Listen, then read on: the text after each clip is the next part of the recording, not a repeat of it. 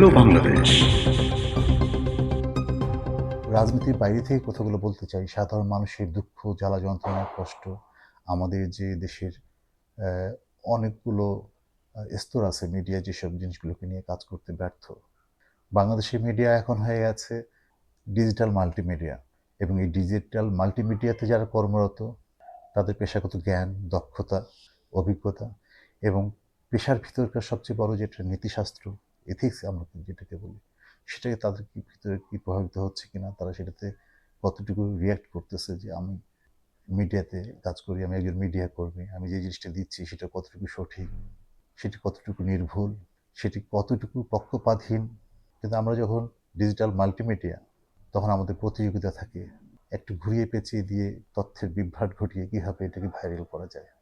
এবং এই ভাইরাল করার প্রবণতা আমাদের সাংবাদিকতাকে, আমাদের গণমাধ্যমের বিশ্বাসযোগ্যতাকে দিনকে দিন প্রশ্নবিদ্ধ করছে।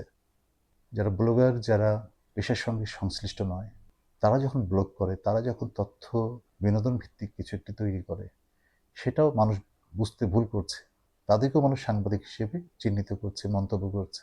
কিন্তু সাংবাদিকতা, সত্যনিষ্ঠতা, বস্তুনিষ্ঠতা, দায়িত্বশীলতা, এটাকে একজন ব্লগার, তিনি তো এটা মাথায় নিয়ে কাজটা করেন না। তিনি তো, তার তো একটা আলাদা একটা ভাবনা আছে, সেই ভাবনার জায়গা থেকে তিনি করছেন। তিনি এটা বোঝেন না যে কোনটা সমাজের ভিতরে অস্থিরতা সৃষ্টি করতে পারে, কোনটা আমাদের ভিতরে বিভেদ সৃষ্টি করতে পারে, আমাদেরকে মুখোমুখি দাঁড় করিয়ে দিতে পারে। একজন সোশ্যাল অ্যাক্টিভিস্ট, একজন ব্লগার, তিনি সমাজ মাধ্যমে যখন ভিডিওটা বানাচ্ছেন, তখন তিনি তার পেজের ফলোয়ার, ওয়াচ টাইমটাকে মাথায় রেখেই কাজটা করছেন।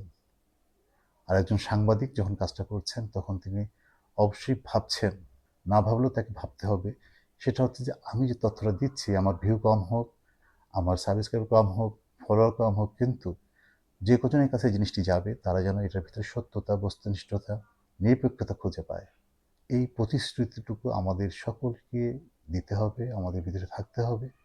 আমাদেরকে অবশ্যই নিজেদের জায়গা থেকে টিকে থাকার লড়াইয়ে, সত্যের লড়াইয়ে, সুন্দরের লড়াইয়ে আমাদেরকে অবশ্যই ত্যাগ স্বীকার করতে হবে। এই ভাইরাল হওয়ার যে আকাঙ্ক্ষা, লোভ, সেখান থেকে বেরিয়ে আসতে হবে। ধন্যবাদ সকলকে।